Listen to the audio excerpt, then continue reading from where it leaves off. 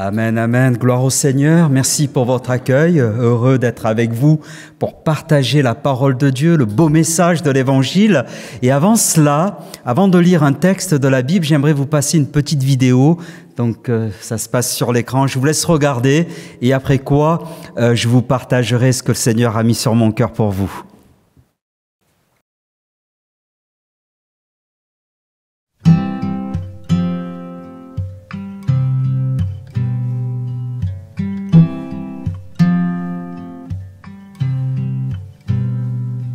Au fil des saisons semées,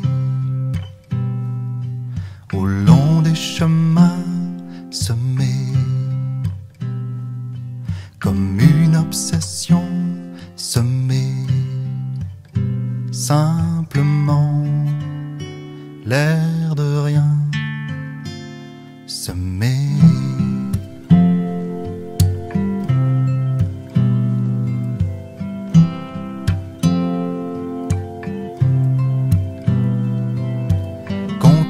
Tendance semée, avec légèreté semée, en toute confiance semée, sans calculer. Oui, ça peut vous paraître fou, mais moi je sème un peu partout, sans jamais douter des possibles, d'un élan et d'un cœur paisible. Oui, ça peut vous paraître fou, mais moi je sème un peu partout, à chaque pas, sans m'arrêter. Je sème.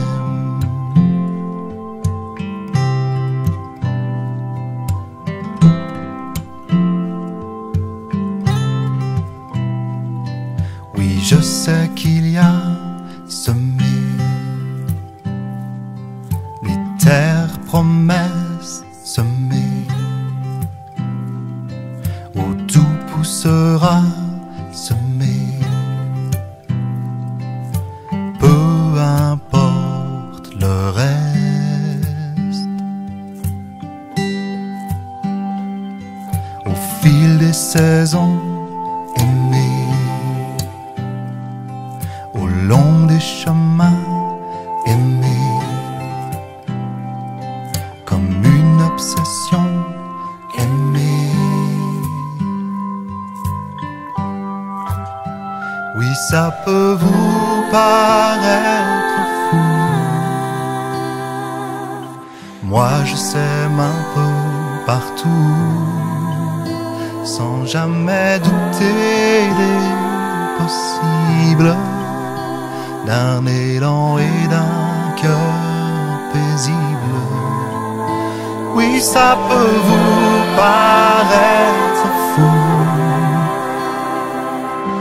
moi je sème un peu partout, sans jamais douter des possibles, d'un élan et d'un cœur paisible. Oui, ça peut vous paraître fou, moi je sème un peu partout, sans jamais douter des possibles, d'un élan et d'un cœur paisible.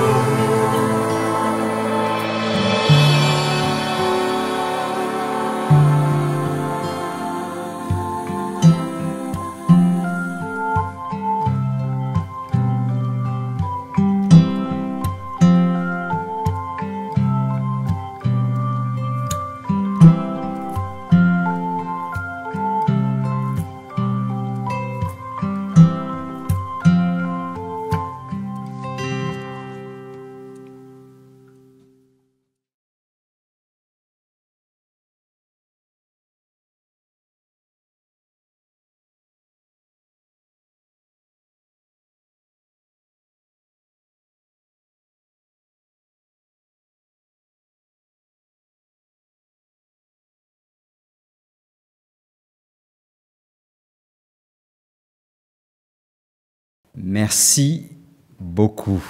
Un semeur sorti pour semer. Voilà, je vous laisse le temps de chercher dans votre Bible, Évangile selon Marc, chapitre 4. Verset 1er, il est écrit que Jésus se mit de nouveau à enseigner au bord de la mer. Une grande foule s'étant assemblée auprès de lui, il monta et s'assit dans une barque sur la mer. Toute la foule était à terre sur le rivage. Il leur enseigna beaucoup de choses en paraboles et Jésus leur dit dans son enseignement, « Écoutez, un semeur sortit pour semer. Comme il semait, une partie de la semence tomba le long du chemin. Les oiseaux vinrent et la mangèrent. Une autre partie tomba dans un endroit pierreux où elle n'avait pas beaucoup de terre.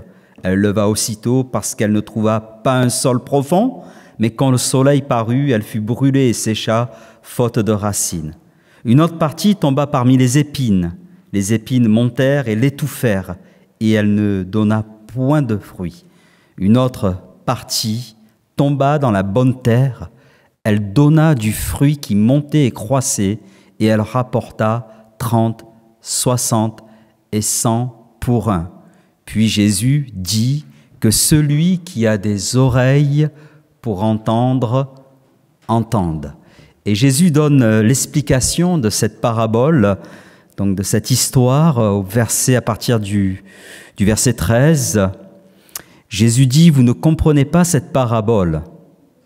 Comment donc comprendrez-vous toutes les paraboles ? Le semeur sème la parole.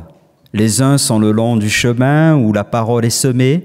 Quand ils l'ont entendue, aussitôt Satan vient et enlève la parole qui a été semée en eux. Les autres, pareillement, reçoivent la semence dans les endroits pierreux. Quand ils entendent la parole, ils la reçoivent d'abord avec joie, mais ils n'ont pas de racine en eux-mêmes. Ils croient pour un temps, et dès que survient une tribulation ou une persécution à cause de la parole, ils y trouvent une occasion de chute. D'autres reçoivent la semence parmi les épines. Ce sont ceux qui entendent la parole, mais en qui les soucis du siècle, la séduction des richesses et l'invasion des autres convoitises étouffent la parole et la rendent infructueuse. D'autres reçoivent la semence dans la bonne terre. Ce sont ceux qui entendent la parole, la reçoivent et portent du fruit, 30, 60 et 100 pour un. Amen. Lorsque nous lisons les évangiles, la Bible nous dit que Jésus allait de lieu en lieu, de ville en village. Jésus faisait du bien autour de lui. Partout où Jésus passait, il faisait du bien, il guérissait les malades. Et il prenait aussi du temps pour enseigner. Lorsqu'il voyait les foules, la Bible nous dit que Jésus était ému de compassion pour les gens. Alors, souvent, Jésus, pour enseigner ses contemporains, utilisait des paraboles. Des paraboles, c'est tout simplement des histoires que Jésus utilisait pour nous éclairer sur des réalités spirituelles, pour illustrer une vérité spirituelle. Et le but des paraboles, c'est vraiment de nous aider à comprendre les vérités du royaume des cieux. Toutes ces vérités, finalement, que nous trouvons dans la parole de Dieu, dans la Bible. Et dans chaque parabole de Jésus, il y en a plusieurs, il y a une clé importante pour notre instruction, pour notre compréhension de la Bible. Alors, dans notre lecture, c'est l'histoire du semeur et des terrains. Je pense que cette parabole de Jésus est une des paraboles les plus connues de la Bible, mais aussi une des paraboles les plus importantes pour nous aider à comprendre toutes les autres paraboles concernant le royaume des cieux. Jésus disait à ses disciples, au verset 13, « Vous ne comprenez pas l'histoire du semeur, alors comment allez-vous comprendre toutes les histoires qui parlent finalement du royaume ?»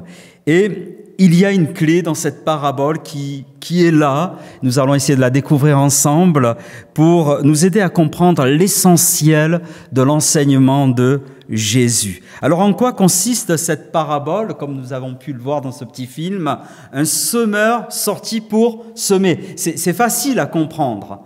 On essaye de se projeter, il y a 2000 ans en arrière, c'était une image courante en Israël. Les gens avaient l'habitude de voir des semeurs travailler, semer dans leurs champs. C'était une image que tout le monde pouvait comprendre. Et tout en marchant, comme nous avons pu le voir dans la vidéo, le semeur éparpille la semence en la jetant dans sa main.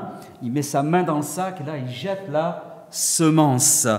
Et Jésus dit, comme il semait, une partie de la semence tomba le long du chemin. C'est le premier terrain. Une autre partie de la semence tomba parmi les épines, dans les endroits pierreux. C'est le deuxième terrain. Puis parmi les épines, c'est le troisième terrain. Et enfin, une autre partie tomba dans la bonne terre, c'est le quatrième terrain.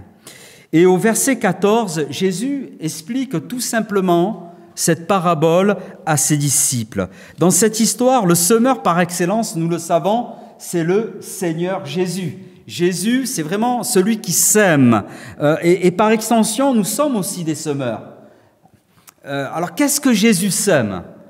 Jésus sème tout simplement le message de Dieu. Jésus sème la parole de Dieu. Il y avait dans la bouche de Jésus vraiment le message de Dieu pour tous les hommes. La semence, c'est la parole de Dieu. Et Jésus dit que le semeur sème la parole. Puis, Jésus poursuit son histoire en disant que la semence, elle peut tomber dans des terrains différents. Jésus parle de 4 terrains différents. Dans cette histoire, les terrains, c'est facile aussi à comprendre, représentent nos cœurs, c'est-à-dire nos cœurs à tous cet après-midi. Les terrains nous renseignent tout simplement de la réaction du cœur de l'homme lorsqu'il est à l'écoute de la parole de Dieu. Dans cette histoire, les champs, les terrains représentent tout simplement nos cœurs. Vous savez, l'évangile, c'est simple. Jésus était simple, mais c'est puissant. Cela signifie que Jésus sème sa parole dans le cœur de tous les hommes, dans nos cœurs à tous cet après-midi. Et c'est très important de comprendre cette image. Jésus, qu'est-ce que Jésus fait ? Il sème la parole de Dieu dans nos cœurs. C'est ce qui se passe dans ce moment, même si Dieu utilise des hommes, puisque par extension nous sommes tous des semeurs, mais par sa parole, Jésus sème sa parole dans nos cœurs. L'évangile est semé dans nos cœurs à tous cet après-midi. Et en cela, Dieu sème partout. Cela signifie que la parole de Dieu, c'est-à-dire son enseignement, l'évangile, est pour tous. Il est pour tous les hommes, la bonne nouvelle. L'évangile, sa signification, c'est bonne nouvelle. Cette bonne nouvelle, le message de Dieu qui est une bonne nouvelle, s'adresse à tout le monde, à tous les hommes. La Bible nous dit que Dieu ne fait pas de différence entre les hommes. Il veut les sauver, il veut tous les sauver. C'est vraiment le désir de Dieu. Il est écrit que Dieu veut que tous les hommes soient sauvés et parviennent à la connaissance de la vérité. Cela signifie que le message de l'Évangile nous concerne, te concerne cet après-midi. On est tous concernés parce que Dieu veut nous dire à travers donc sa parole. Mais l'acceptation de la bonne nouvelle, l'acceptation du salut, est en lien tout simplement avec la disposition de notre cœur à recevoir ce que Dieu veut tout simplement nous donner, ce que Dieu veut nous communiquer. Dieu, finalement, ne nous donnera pas ce que nous ne voulons pas, mais il sème la parole, parce que son désir, c'est que nous recevions dans notre cœur ce que Dieu veut nous communiquer, ce que Dieu veut nous donner. Nous l'avons entendu, Dieu veut nous donner la vie éternelle. C'est quand même intéressant, la vie éternelle, hein ? Oui. En tout cas, j'ai envie d'être sauvé, hein ? Je crois que tous les hommes veulent aller au paradis, hein ? Mais c'est à nous aussi d'en prendre le chemin. Je dis souvent que dans le ciel, il n'y aura que des volontaires, hein ? Mais je crois que la vie éternelle, et il est venu pour cela aussi, le Seigneur Jésus, c'est quelque chose qui nous concerne tous. Mais Dieu, dans sa grâce et dans son amour, respecte aussi notre décision. Dieu a de bonnes choses à nous donner, Dieu a de bonnes choses à nous communiquer, mais il respecte aussi notre décision. N'oublions pas, néanmoins, que de notre décision dépendra aussi notre destinée éternelle. C'est un choix que nous faisons et nous devons le faire ici-bas sur la terre. Alors que représentent les champs, les terrains? Le premier terrain, c'est le chemin. Le deuxième terrain, c'est les endroits pierreux. Le troisième terrain, ce sont les épines. Le quatrième terrain, il est question de la bonne terre. Et quel est le terrain de mon cœur cet après-midi? Est-ce que j'arrive à me reconnaître dans ces quatre terrains? Le premier terrain, c'est le chemin. À l'époque de Jésus, souvent il y avait un chemin qui traversait le champ. Et lorsque le semeur semait, certaines graines tombaient le long du chemin. Comme il semait, une partie de la semence tomba le long du chemin, les oiseaux vinrent et la mangèrent. Et Jésus nous donne l'explication. Les uns, donc en parlant des hommes, sont le long du chemin où la parole est semée. Elle est semée le long du chemin. Et quand ils l'ont entendu, aussitôt Satan vient et enlève la parole qui a été semée en eux. Ce sont des gens qui sont là, qui écoutent, mais vous savez, on peut écouter sans vraiment écouter. On peut être là sans vraiment être là, sans vraiment s'intéresser à ce que Jésus dit. Et le diable, à l'image de ces oiseaux, enlève la semence du cœur pour empêcher la personne de croire. Donc il y a quand même une action spirituelle à ce moment-là. Lorsque la parole est semée, il y a quelqu'un qui s'oppose à ce que cette parole de Dieu, cette parole de vie, cette parole de bénédiction soit reçue dans notre cœur. Pour nous empêcher de croire et d'être sauvés, de recevoir la vie éternelle, le pardon aussi de nos péchés, le diable veut que nous oublions rapidement ce que nous avons entendu. En cela, j'aimerais vous dire que le vol de la semence n'est pas une fatalité, puisque la Bible nous dit que l'on peut garder dans notre cœur ce que nous entendons de Dieu.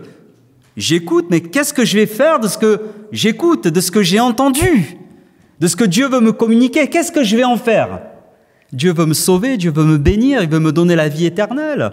Il est le Dieu qui est capable de changer les choses, mais qu'est-ce que je vais faire avec cette parole dans ma vie? C'est bien de savoir les choses, hein, mais qu'est-ce que je fais de ce que je sais? J'ai noté que dans un sens plus large, tout ce que nous recevons de Dieu, vous savez, c'est souvent attaqué. Hein. Si Dieu veut nous bénir, malheureusement, nous avons un adversaire spirituel qui veut malheureusement nous voler la bénédiction. Oui, nos dons et nos talents pour Dieu, notre service et notre consécration, en plus du message de l'Évangile, peuvent également être attaqués dans notre vie. Hein. Le deuxième terrain est les endroits pierreux. Jésus dit que lorsque la parole est semée, cette parole, finalement, elle est reçue avec beaucoup de joie. Elle est reçue avec beaucoup d'enthousiasme. Elle lève aussitôt. Mais que se passe-t-il? Est-ce que ça vous est déjà arrivé de marcher dans les endroits pierreux, sur un chemin avec beaucoup de pierres? La semence ne trouve pas un sol profond à cause des pierres, et dès que les premières chaleurs du soleil sont là, Jésus dit que la semence, elle est brûlée. Elle fut brûlée et sécha, faute de racines. Pourquoi cela ne dure pas dans le temps, puisque finalement cette parole, elle suscite de la joie, elle est reçue avec beaucoup de joie, avec beaucoup d'enthousiasme, mais ça dure pas dans le temps. Cette joie, cet enthousiasme au contact de la parole de Dieu ne dure pas, parce que finalement, on ne laisse pas cette parole s'enraciner dans notre cœur. La particularité des endroits pierreux, vous le savez, c'est la mince couche de terre qui recouvre les pierres. Et cela arrive lorsque nous refusons tout simplement aussi le travail de la parole de Dieu dans notre cœur. La parole n'a pas le temps de développer des racines. On peut aussi résister à ce que Dieu veut nous dire. On peut résister à la parole de Dieu et cela aussi empêche tout simplement les racines de se développer. La parole de Dieu est reçue avec beaucoup de joie, mais vous voyez, il manque les racines. Il n'y a pas de profondeur, il n'y a pas de persévérance dans le cœur de la personne et finalement, cette semence, elle finit par sécher. Quel dommage de laisser la semence de vie sécher dans notre cœur. D'un côté, la parole de Dieu est reçue avec beaucoup de joie, mais dès que ça nous coûte quelque chose, dès que survient une tribulation, une épreuve, une persécution, parfois même à cause de la parole, la personne y trouve une occasion de chute, nous dit Jésus. Et c'est vrai que souvent l'épreuve met en évidence le manque de racines lorsque surgit donc une difficulté et on voit que la personne abandonne tout. Je crois que dès le départ de la vie chrétienne, nous devons savoir que le chemin qui mène à la vie éternelle est un chemin étroit. Mais c'est le meilleur des chemins, puisque c'est le chemin qui mène à la vie éternelle. Mais il y aura des combats, il y aura des difficultés. Mais sur ce chemin-là, Jésus est avec nous. Et quand Jésus est avec nous, wow, c'est rassurant, c'est bon. Il est le bon berger. Et il nous accompagnera jusqu'au bout de notre marche. Je crois que le secret de la vie chrétienne, c'est les racines, le secret aussi de la victoire dans les épreuves, parce que nous pouvons être éprouvés, c'est aussi les racines. Et en cela, la Bible nous enseigne que la vie chrétienne, même si nous sommes au commencement de la vie chrétienne a besoin de profondeur pour durer. Nous avons besoin de persévérance, de garder, de développer tout simplement ce que nous avons reçu du Seigneur, ce que Dieu nous donne, ce que Dieu nous communique. Lorsque la semence est reçue dans notre cœur, elle a besoin de s'enraciner profondément en nous, dans notre cœur. Le troisième terrain, c'est les épines. C'est le moins agréable, ça pique, les épines. Jésus dit que lorsque la parole est semée, cette parole est aussi reçue dans le cœur, mais le cœur est encore encombré de toutes sortes de mauvaises herbes, de ronces, d'épines. Et c'est vrai qu'il en est ainsi parfois un petit peu du cœur de l'homme. Et les épines, les ronces étouffent la parole de Dieu. Et je crois qu'il est important de veiller à ce qu'aucune racine de ronces ne puisse se développer en même temps que la parole de Dieu. Jésus parle des soucis de la vie, des inquiétudes, la recherche du matérialisme, du confort, les séductions, les convoitises. Vous voyez, tout cela peuvent malheureusement étouffer la parole de Dieu. Pour ça, j'aime beaucoup lorsque Jésus dit « Ne vous inquiétez de rien ». Mais en toute chose, faites connaître vos besoins à Dieu par des prières, des supplications. Mais vous voyez les soucis, rien que vous parlez des soucis, cela peut malheureusement étouffer la parole de Dieu, alors que la Bible nous dit que nous pouvons nous décharger sur lui de tous nos soucis, car lui-même prend soin de nous. Les épines produisent peu de croissance spirituelle parce qu'elles finissent par étouffer la parole de Dieu. Et nous arrivons au quatrième terrain, c'est la bonne terre.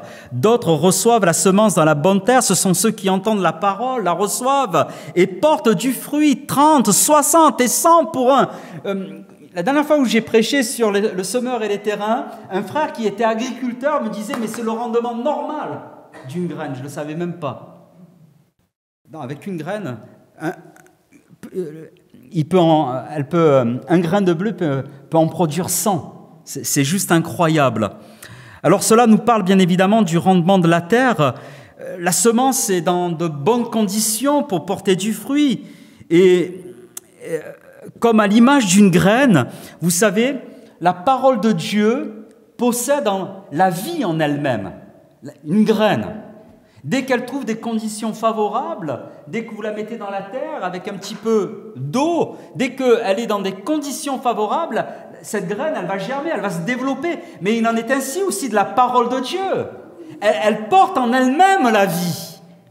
Et lorsqu'elle est reçue dans notre cœur, elle peut naturellement se développer, porter du fruit.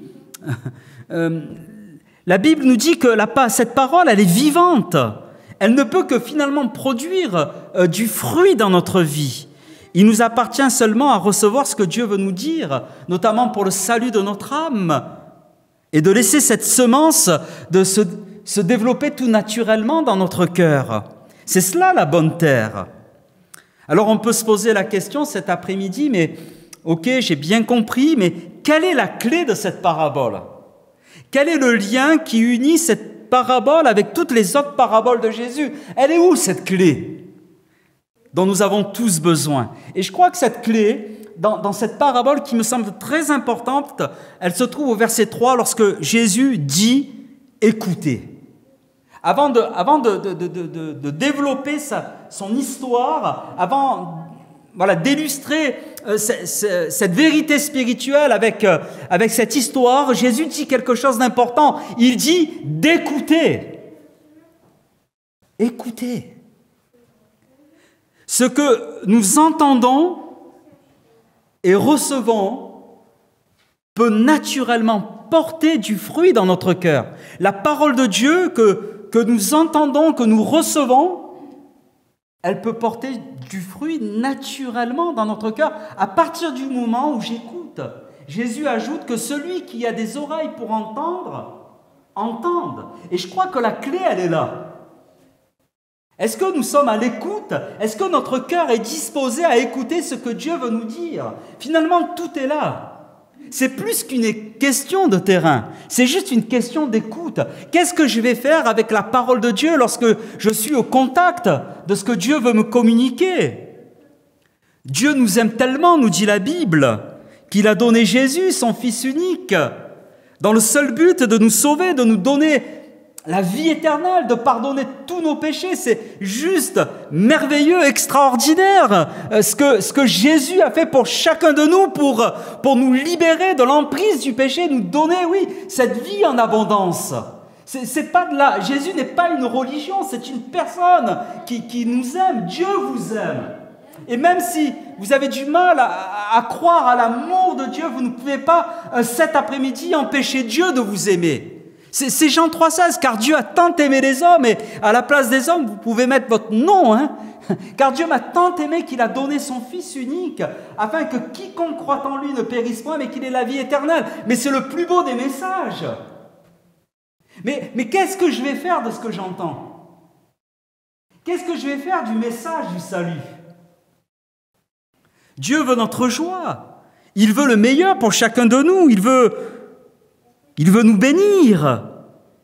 Et ce meilleur nous conduit tout simplement à réaliser la raison pour laquelle Jésus est venu jusqu'à nous. À réaliser la raison pour laquelle Jésus est mort sur cette croix. Jésus ne pouvait pas donner plus que sa propre vie pour nous sauver. Il a tout donné sur cette croix. Il a accepté d'être crucifié sur une croix pour nous sauver. En fait, quand il est mort sur la croix, il pensait à chacun de nous. Il pensait à vous qui écoutez aujourd'hui le message de l'Évangile. Tout est accompli pour notre salut. On n'a rien à y ajouter. Mais il est important que je puisse recevoir ce que Dieu veut me communiquer, me donner. Et cela passe tout simplement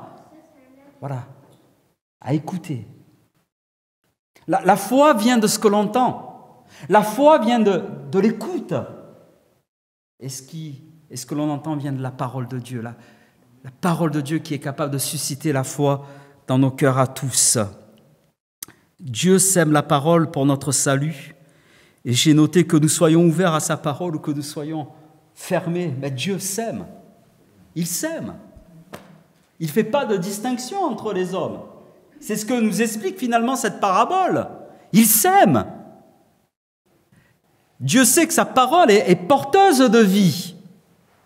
Malheureusement, il arrive que des gens, finalement, ne veulent rien entendre de Dieu ou entendre seulement ce qu'ils ont envie d'entendre. C'est la raison pour laquelle la parole de Dieu, parfois, ne porte pas du fruit. Ça ne vient pas de la semence. Ça vient tout simplement de la disposition de notre cœur à entendre et à recevoir ce que Dieu veut nous communiquer. Mais la parole de Dieu, elle porte du fruit. Elle porte la vie en elle-même. Une fois que nous l'acceptons, c'est Dieu qui va faire son œuvre dans notre vie. C'est pas nous, hein. On ne peut pas se sauver par nous-mêmes. On ne peut pas se sauver par nos œuvres. On ne peut pas acheter son salut. Mais lorsque nous recevons la parole de vie, cette parole, elle fait son œuvre dans notre vie. Elle ne demande qu'à se développer. Il faut simplement la laisser agir comme une graine lorsque nous la mettons en terre. Finalement, la bonne terre est un cœur ouvert à recevoir ce que Dieu veut nous donner dans sa grâce immense. Est-ce que nous comprenons l'enseignement de Jésus? par rapport à cette histoire. Lorsque la parole de Dieu est entendue, reçue dans notre cœur, elle ne peut que porter du fruit. Un grain en donne 30, puis un autre en donne 60, puis un autre en donne 60.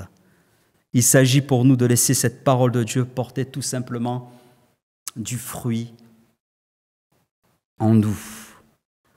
De veiller à ce que la terre de notre cœur soit toujours dans les meilleures conditions. Le secret d'une terre féconde, c'est être à l'écoute de la parole de Dieu.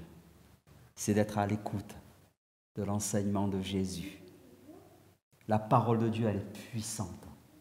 Elle peut transformer notre vie, changer notre cœur.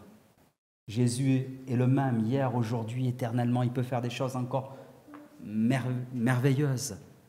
Mais nous sommes responsables de ce que nous entendons.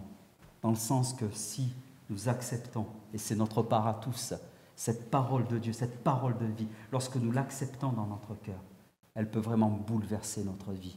Et je crois qu'il n'y a pas de plus grande joie sur la terre que de donner sa vie à Jésus, d'avoir la vie en abondance, la vie éternelle, un semeur sorti pour semer. Et je crois que cet après-midi, Jésus sème, c'est sa parole, c'est son œuvre, et son désir, c'est de vous sauver. Son désir, c'est de vous bénir, vous amener dans un meilleur. C'est vrai que parfois, il y aura du combat, mais avec Jésus, avec nous, c'est merveilleux. C'est le meilleur pour votre vie. Que Dieu vous bénisse. C'est vrai, Seigneur, tu es le semeur par excellence et cet après-midi encore, tu sèmes la parole dans nos cœurs à tous. Peu importe où nous en sommes avec toi, Seigneur Jésus, tu aimes tous les hommes. L'important, Seigneur, c'est que nous acceptions cette semence de vie dans notre cœur et lorsque nous le faisons simplement par la foi, le miracle de Dieu se produit dans notre vie, les choses changent. Nous passons de la mort à la vie, des ténèbres à la lumière. Merci Seigneur pour l'occasion que tu nous donnes à tous d'être à l'écoute de ta parole cet après-midi, Seigneur. Que cette parole, Seigneur, nous puissions la recevoir dans nos cœurs avec foi, avec douceur, Seigneur, et que tu puisses encore la confirmer dans nos vies. Nous voulons te donner toute la gloire dans le nom de Jésus. Amen. Que Dieu vous bénisse.